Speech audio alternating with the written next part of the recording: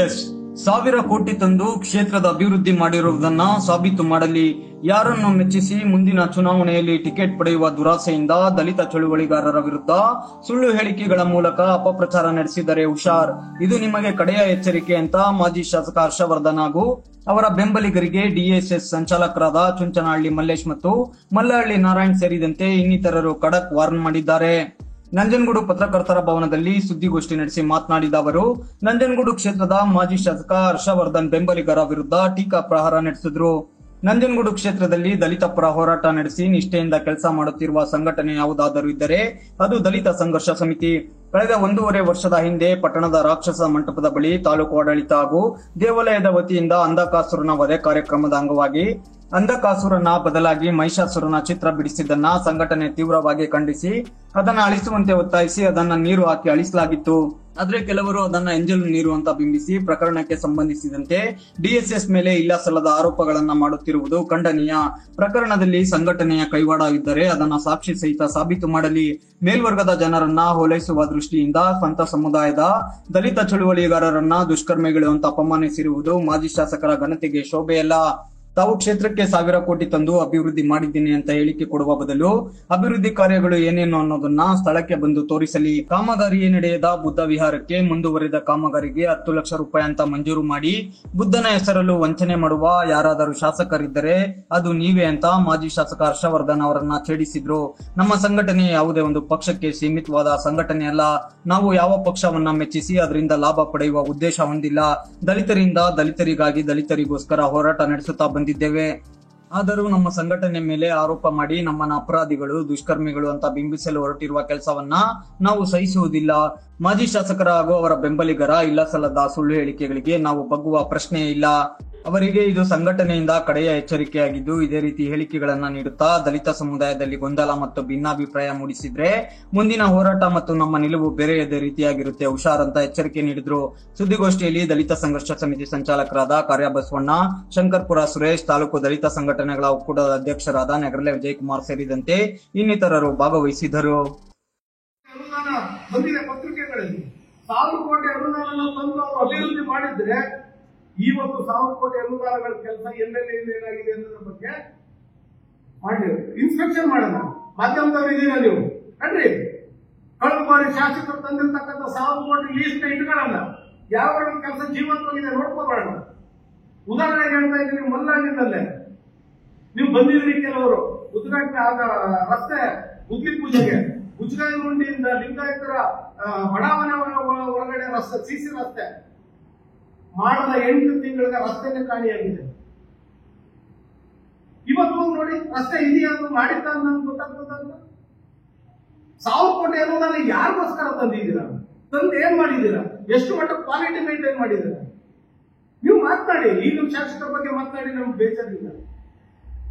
ನೀವು ಆದ್ರೆ ನಿಮ್ಮ ಹೊತ್ತಿನಲ್ಲಿ 1,000 ಕೋಟಿ ತಂದಿದ್ದಾರೆ ಅಂದ್ರೆ ನೀವು ಏನೇ ಮಾತಾಡೋದು ಸಹಿಸ್ಕೊಳ್ಳೋಣ. ಇದು ಶೋಷಿತ ಸಮುದಾಯ ಮತ್ತು ಮೇಲ್ವರ್ಗದವರ ನಡುವಿನ ಸಂಘರ್ಷದ ಗುರಿ ಮಾಡ್ತಕ್ಕಂಥ ಹೇಳಿಕೆಗಳು ಇವರು ಪದೇ ಪದೇ ಕೊಡ್ತಾ ಇರೋದು. ಹೆಚ್ಚಿಲ್ಲ ಅಂತ ಇಲ್ಲಿ ದೇವರನ್ನ ನಂಬತಕ್ಕಂಥ ಆಸ್ತಿಕರು ನಾಸ್ತಿಕರು 2 ಗುಂಪಿದೆ. ಹಿಂದೂಗಳಲ್ಲೂ ಇದೆ, ಪ್ರತಿಯೊಂದು ಜಾತಿ ಧರ್ಮಗಳಲ್ಲೂ ಇದೆ. ಆ ಆಸ್ತಿಕರು ಮತ್ತು ನಾಸ್ತಿಕರ ನಡುವಿನ ಸಂಘರ್ಷವನ್ನ ಏರ್ಪಾಡು ಮಾಡಬೇಕು ಅಂತೇಳಿ ಪದೇ ಪದೇ ಎಂಜಲ್ ನೀರು ಅನ್ನೋದನ್ನ ಈ ರೀತಿ ಹೇಳುತ್ತಾ ಈ ಸಂಘ ಪರಿವಾರದ ಮುಂಚೂಣಿಯಲ್ಲಿ ಇರ್ತಕ್ಕಂಥ ಹರ್ಷವರ್ಧನ್ ಅವರು ನಂಜನಗೂಡಿನಲ್ಲಿ ಮತ್ತೆ ಗಲಭೆಯನ್ನು ಸೃಷ್ಟಿ ಮಾಡಕ್ ಹೊರಡ್ತಾ ಇದ್ದಾರೆ. ಮೊನ್ನೆ ಹರ್ಷವರ್ಧನ್ ಅವರೇ ಇದು ಕೊನೆಯ ಎಚ್ಚರಿಕೆ ನಿಮ್ಗೆ ಅಂತ ಹೇಳ್ಬೇಕಾಗುತ್ತೆ. ಈ ಸಂದರ್ಭದಲ್ಲಿ ಪದೇ ಪದೇ ಎಂಜಲ್ ನೀರು ಅನ್ನೋದನ್ನ ಸಾಬೀತು ಮಾಡಿ ಶಿಕ್ಷೆ ಕೊಡಿಸ್ಲಿ. ನಾವು ಒಳಗಾಗ್ತೀವಿ. ನಮ್ಮ ಪ್ರತಿರೋಧವನ್ನು ನಾವು ಯಾವ ರೀತಿ ವ್ಯಕ್ತಪಡಿಸಿದ್ದೀವಿ ಅಂತ ನಮಗ್ ಗೊತ್ತಿದೆ. ಎಂಜಿಲ್ ನೀರು ಹಂಚ್ಬೇಕಂತ ಹೇಳಿ ನಾವು ಮೂಲತಃ ನಮ್ಮ ತಾತ ಮುತ್ತಾತಂದ್ರೇನೋ ಪೂಜೆ ಮಾಡ್ಕೊಂಡು ಬಂದಿರೋದೇ. ನಾವು ಸುರೇಶ್ ನಾವು ಒಂದಷ್ಟು ಜನ ಕನಿಷ್ಠ ಒಂದು 20-25 ಜನ ಎಲ್ಲರೂ ದಲಿತ ಚಳವಳಿಯ ಹೋರಾಟಗಾರರೇ. ನಮ್ಮ ನಗರಲೆ ವಿಜಯಕುಮಾರ್ ಇರ್ಬೋದು, ನಮ್ಮ ಹುಬ್ಬಳ್ಳಿ ನಂಜುಂಡ ಸ್ವಾಮಿ ಅವರು ಇರ್ಬೋದು, ಅನೇಕ ಎಲ್ಲ ಹೋರಾಟಗಾರರೇ ಇದ್ದವರು.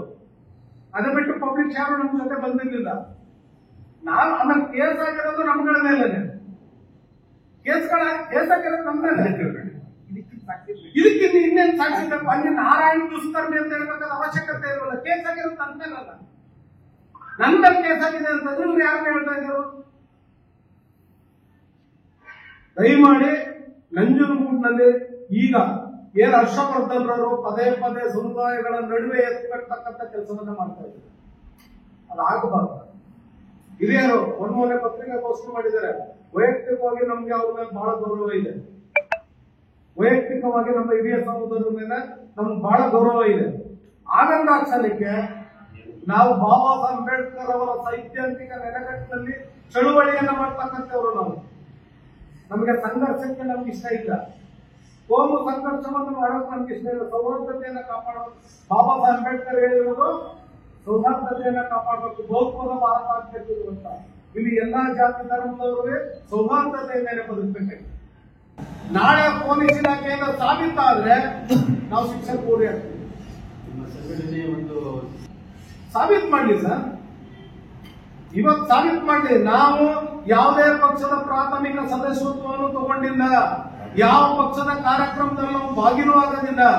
ಯಾವ ಮೊನ್ನೆ ಹೇಳಿದ್ದಾರೆ SCPTSP ವಿಚಾರವಾಗಿ ನಿಮ್ ಪತ್ರಿಕೆಗಳಿಗೆ ಬಂದಿದೆ. ನಾವು ಪ್ರೆಸ್ ಮೀಟ್ ಮಾಡಿದೀವಿ, ನಾವು ಹೋರಾಟ ಮಾಡಿದೀವಿ. SCPTSP ದುರ್ಬಳಕೆ ಆಗಿದೆ. ಸಿದ್ದರಾಮಯ್ಯ ದಲಿತ ವಿರೋಧಿ ನೀತಿ ಅನುಸರಿಸ್ತಾ ಇದ್ದಾರೆ. ಮಾದೇವಪ್ಪನವರು ಇದ್ರ ಬಗ್ಗೆ ಮಾತನಾಡಬೇಕು ಅಂತ ಪ್ರೆಸ್ ಮೀಟ್ ಮಾಡಿದೀವಿ. ನಾವು ಹೋರಾಟನೂ ಮಾಡಿದೀವಿ. ಅವ್ರು ಹೇಳ್ತಾರೆ ಹೋರಾಟ ಮಾಡಿಲ್ಲ. ಮುಖ್ಯಮಂತ್ರಿಗಳನ್ನೇ ಭೇಟಿ ಮಾಡಿ ಮುಖ್ಯಮಂತ್ರಿಗಳನ್ನ ನಾವು ಬೆಂಗಳೂರಿನಲ್ಲಿ ಮನವಿ ಕೊಟ್ಟು ಬಂದಿದ್ದೀವಿ, ಎಚ್ಚರಿಕೆ ಕೊಟ್ಟು ಬಂದಿದ್ದೀವಿ. ಪ್ರಪ್ರಥಮ ಬಾರಿಗೆ ಮಾತಾಡಿರೋದೇ ನಮ್ಮ ನಂಜನಗೂಡಿಂದ. SCPTSP ಅನ್ಯಾಯ ಆದಾಗ ನಾವು ಕಾಂಗ್ರೆಸ್ ಬಿಟ್ಟಿಲ್ಲ. ಯಾವುದೇ ಪಕ್ಷ ಆಗಲಿ, ನಾವು ದಲಿತ ವಿರೋಧಿ ನೀತಿ ಅನುಸರಿಸ್ತಕ್ಕಂಥ ಯಾವುದೇ ಪಕ್ಷ ಆಗಲಿ, ಪ್ರಜಾಪ್ರಭುತ್ವ ವಿರೋಧಿ ನೀತಿ ಅನುಸರಿಸ್ತಕ್ಕಂಥ ಯಾವುದೇ ಪಕ್ಷ ಆಗಲಿ, ನಾವು ಎಲ್ಲರ ವಿರುದ್ಧನೂ ಹೋರಾಟ ಮಾಡ್ತೀವಿ. ಈ ಶಾಸಕರಾಗ್ಬೋದು, ನಾಳೆ ಇನ್ನೊಬ್ರು ಬರ್ಬೋದು. ನಾವೇನಂತಂದ್ರೆ ಈ ಪ್ರಜಾಪ್ರಭುತ್ವವನ್ನು ಗೌರವಿಸ್ತಕ್ಕಂಥ ಯಾರೇ ಆದ್ರೆ ನಾವು ಗೌರವಿಸ್ತೀವಿ. ಸಂವಿಧಾನವನ್ನ ಗೌರವಿಸ್ತಕ್ಕಂಥ ನಾವು ಗೌರವಿಸ್ತೀವಿ. ಯಾವ ಬೀದಿಗೂ ಹೋಗಲ್ಲ ರಾಜಕಾರಣಿಗಳು. ಸಂಘಟನೆ ಹೋಗ್ಬೇಕು, ನ್ಯಾಯದ ಪರವಾಗಿ ನಿಲ್ಬೇಕು. ಸಂಘಟನೆ ಕೇಸ್ ರಿಜಿಸ್ಟರ್ ಮಾಡಿಸ್ಬೇಕು, ಸಂಘಟನೆ ಹೋರಾಟ ಕೈಗೆತ್ತಬೇಕು. ಇದುವರೆಗೆ ಯಾರು ಮಾಡಿದ್ರ ಕೆಲಸ? 14 ಒಂದು ಗಲಾಟೆ ಬಿಟ್ಕೊಂಡ್ರೆ ಇದುವರೆಗೆ ಯಾವ ರಾಜಕಾರಣಿ ಕೂಡ ಯಾರು ಕೂಡ ಆ ಪಕ್ಷ ಈ ಪಕ್ಷ ಅಂತಂದ್ರೆ ಯಾವ ಪಕ್ಷದಲ್ಲೂ ಹೋರಾಟ ಮಾಡಿಲ್ಲ. ಹೋರಾಟ ಮಾಡ್ತಾ ಇರೋದು ಏಕೈಕ ಸಂಘಟನೆಯಲ್ಲಿ ಇರ್ತಕ್ಕಂಥ ಇದು ಅರಿವು ಕಾರ್ಯಕರ್ತರು ಸುಮ್ಮನೆ ಮಾತಾಡೋದಲ್ಲ. ಯಾರನ್ನೋ ಉಪದೇಶಗಳಕ್ಕೋಸ್ಕರ ಅಥವಾ ಮಿಕ್ಸ್ಗಳಕ್ಕೋಸ್ಕರ ಮಾತನಾಡೋದಂಗಿಲ್ಲ. ಆ ಮಾತಿನಿಂದ ಸಮಾಜಕ್ಕೆ ಎಷ್ಟು ಹಾನಿ ಅಂತಕ್ಕಂಥದ್ದನ್ನ ನಮ್ಮ ಸಹೋದರರು ಅರ್ಥ ಮಾಡ್ಕೋಬೇಕು. ನಾಳೆ ಅವ್ರ ಗ್ರಾಮದಲ್ಲಿ ಆಯ್ಕೊಂಡಿಟ್ಕೊಳ್ಳಿ, ಅದು ತಾಕತ್ತಿದೆಯಾ ಹೋರಾಟ ಮಾಡಕ್ಕೆ? ಇದೆಯಾ ಅಂತ ಇದ್ರೆ ಮಾಡಿ ತೋರಿಸ್ತೀವಿ.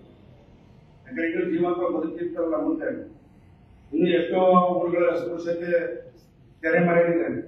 ಏನು ಬೇಡ, ನಾವು ಒಂದೇ ಒಂದು ಚಾಲೆಂಜ್ ಕೊಡ್ತೀನಿ ಅವ್ರಿಗೆ. ಬಿಸಿ ಊಟದಲ್ಲಿ ಮುಖ್ಯ ಅಡುಗೆಯವರಿದ್ದಾರೆ. ಮುಖ್ಯ ಅಡುಗೆಯವರು ಅಡಿಗೆ ಮಾಡ್ತಾ ಇದಾರೆ ಅಂತ ಕೇಳ್ಕೊಂತಾರೆ.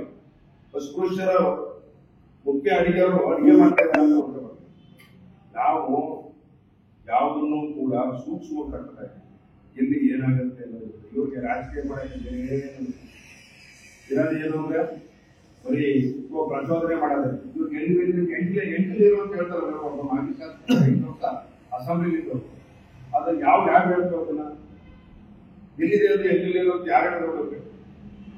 ಇವ್ರು ಎಂಟಿಲಿರೋ ಪ್ರಚೋದನೆ ಮಾಡ್ತಾವಲ್ಲ. ದೇವಸ್ಥಾನದ ಆಡಳಿತ ಮಾಡಿದವರು ಬಂತು, ಅಲ್ಲಿ ಇದ್ದವರು ಬಂತು, ನಮ್ಮಗಳು ಬಂತು. ಅದು ಎಂಟಿಲಿರಲ್ಲ. ಇವ್ರು ಹೆಂಗೆ ಅದನ್ನ ಎಂಟಿಲಿರೋ ಅಂತ ಒಂದು ಕಾಮಗಾರಿ ಲಿಸ್ಟಲ್ಲಿ ಮುಂದುವರೆದ ಕಾಮಗಾರಿ ಒಂದು ವಿಹಾರ ಎಲ್ಲಿದೆ ಅಂತಲೇ ಗೊತ್ತಿಲ್ಲ. ಅವಾಗ ಇರಲೇ ಇಲ್ಲ. ಮುಂದುವರೆದ ಕಾಮಗಾರಿ ಅಂದ್ರೆ ನಿಮ್ಗೆ ಎಲ್ಲರಿಗೂ ಗೊತ್ತಿದೆ. ಏನರ್ಥ? ಅರ್ಧ ನಿಂತು ಮುಂದುವರೆದಂತೆ ಮುಂದುವರೆದ. ಇನ್ನು ಅರ್ಧ ಯಾವಾಗ ಮುಂದುವರೆದ ಕಾಮಗಾರಿ ಎಲ್ಲ ಹೋಗ್ಬೇಕು. ಗುರುತಿನ ಹೆಸರಿನಲ್ಲೂ ಕೂಡ ಅವ್ಯವಹಾರ ನಡೆಸ್ತಂತವ್ರು ಯಾರಾದ್ರೂ ಇದ್ದಾರ ಈ ದೇಶದಲ್ಲಿ? ರಾಜ್ಯದಲ್ಲಿ ಬೇಡ, ಜಿಲ್ಲೆಯಲ್ಲಿ ಬೇಡ, ಇಲ್ಲಾದ್ರೂ ಇದ್ದಾರ? ಉದ್ದು ವಿಧಾನಕ್ಕೆ ಮುಂದುವರೆದ ಕಾಮಗಾರಿ ಅಂತ ಹಾಕಿದ್ರು ಪತ್ರಿಕೆಲೆಲ್ಲ ಬಂದಿತ್ತು. ಅವರ ದೇಶದಲ್ಲೇ ಬಂದಿತ್ತು, ದೇಶದಲ್ಲೇ. ಆಮೇಲೆ ಚೆಕ್ ಮಾಡ್ಕೊಂಡ್ರು, ಎಲ್ಲರಿಗೂ ಗೊತ್ತಾಗ್ತದೆ. ಉದ್ದು ವಿಧಾನನೇ ಇರಲಿಲ್ಲ. ಒಂದ ಎರಡ ನಾವು ರಾಜಕಾರಣ ಮಾಡಕ್ ಹೋಗಲ್ಲ. ಇಲ್ಲಿ ವ್ಯವಸಾಯ ಬಳಕೆ ಮಾಡ್ತಿದ್ರು ಅವಾಗ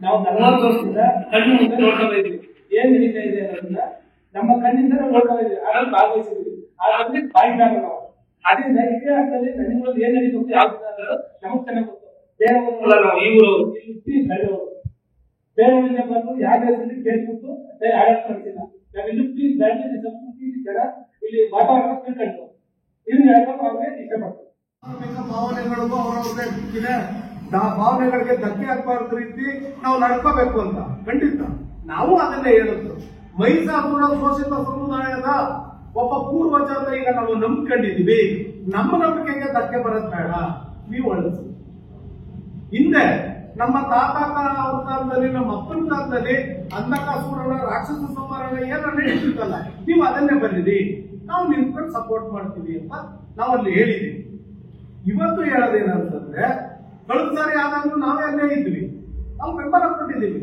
ಅವ್ರ ಭಾವನೆಗೆ ಧಕ್ಕೆ ಆಗ್ಬಾರ್ದು ನಮ್ಮ ಭಾವನೆ ಧಕ್ಕೆ ಆಗಿದೆ ಅಂತ ನಾವು ಪ್ರತಿಭಟಿಸಕ್ ಹೋಗಿದ್ದೀವಿ ಮತ್ತೆ ನಮ್ಮ ಹಿರಿಯ ಸಹೋದರೊಬ್ರು ಏನ್ ಹೇಳ್ತಾರೆ ಅಂತಂದ್ರೆ ಹಿಂದೂ ಧಾರ್ಮಿಕ ಭಾವನೆಗಳಿಗೆ ಧಕ್ಕೆ ಉಂಟು ಮಾಡಿದವರನ್ನ ನಾವು ದುಷ್ಕರ್ಮಿಗಳು ಅಂದ್ರೆ ನೀಚರು ಅನ್ನಲ್ವ ಅಂತ ಇನ್ನೊಂದು ಕೆಲವು ಪತ್ರಿಕೆ ನೀಚರು ಅನ್ಬೇಕಂತ ಇದೆ ಪತ್ರಿಕೆಗೆ ನಾವನ್ನದೇನಂತ ಏನೋ ನಾವು ಬಳಸಿದ್ದಾರೆ ನಿಮ್ಗೆ ಏನ್ ಬೇಕು ಅಲ್ಲಿ ಯಾಕೆ ಅಂತಂದ್ರೆ ದಲಿತ ಚಳುವಳಿಗಳು 70ರ ದಶಕದಿಂದಲೂ ಈ ನಾಡಿನ ಶೋಷಿತರು ದಮನಿತರ ಪರವಾಗಿ ನಿರಂತರವಾದ ಹೋರಾಟ ಮಾಡ್ಕೊಂಡು ಬಂದಿದ್ದೀವಿ ಇಡೀ ನಾಡಿಗೆ ಗೊತ್ತಿರದೆ ಉಳ್ಳೂರು ನಾಗರಾಜ್ ಅವರ ಹೋರಾಟವನ್ನು ನೆನಪಿಸ್ಕೊಂತ ಇದ್ದಾರೆ ಉಳ್ಳೂರು ನಾಗರಾಜ್ ಅವರ ಆದಿಲಿ ಬರ್ತಕ್ಕಂಥ ಹೋರಾಟಗಾರ ನೆನಪಾಗ್ತಾ ಇರೋದು ಇವರಿಗೆ ಜೊತೆಗೆ ನಾವನ್ನದೇ ಇವರೇನೆ ಶ್ರೀನಿವಾಸ್ ಪ್ರಸಾದ್ ಸಾಹೇಬ್ ಅಂತ ಸ್ವಾಭಿಮಾನಿ ದಲಿತ ಸಮುದಾಯದ ಒಬ್ಬ ಮುತ್ಸದಿ ರಾಜಕಾರಣಿಗಳ ಜೊತೆ ಇದ್ರಲ್ಲ ಅವರು ದಾರಿಯಲ್ಲಿ ಸಾಕಲ್ಲ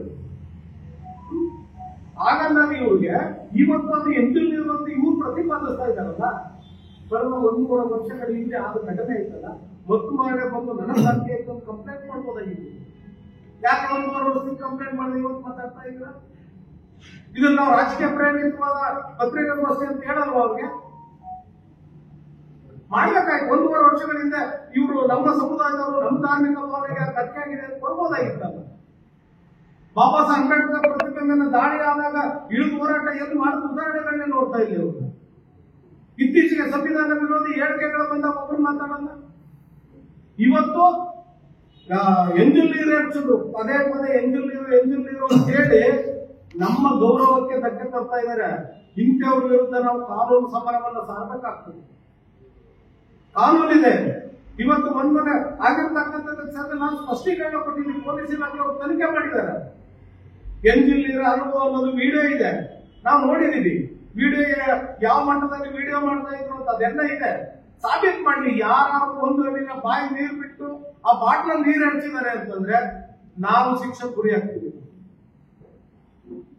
ಅದಲ್ಲದೆ ಇವರು ಪದೇ ಎಂಜಿಲ್ ನೀರು ಅಂತೇಳಿ ನಮ್ಮ ಗೌರವಕ್ಕೆ ಧಕ್ಕೆ ತಂದ್ರೆ ಇವ್ರ ವಿರುದ್ಧ ನಾವು ಕಾನೂನು ಸಮರವನ್ನ ಮುಂದಿನ ದಿನಗಳಲ್ಲಿ ನಮ್ಗೆ ಆಗಿರ್ತಕ್ಕಂಥ ಅವಮಾನಕ್ಕೆ ನಾವು ಕಾನೂನು ಮೊರೆ ಹೋಗ್ಬೇಕಾಗುತ್ತಂತ ಎಚ್ಚರಿಕೆ ಕೊಡ್ತಾ ಇದ್ದೀವಿ ಅವರ ಅವಧಿಯ ಶಾಸಕರ ಅವಧಿಯನ್ನು ಏನ್ ಮಾಡ್ಕೊಂಡು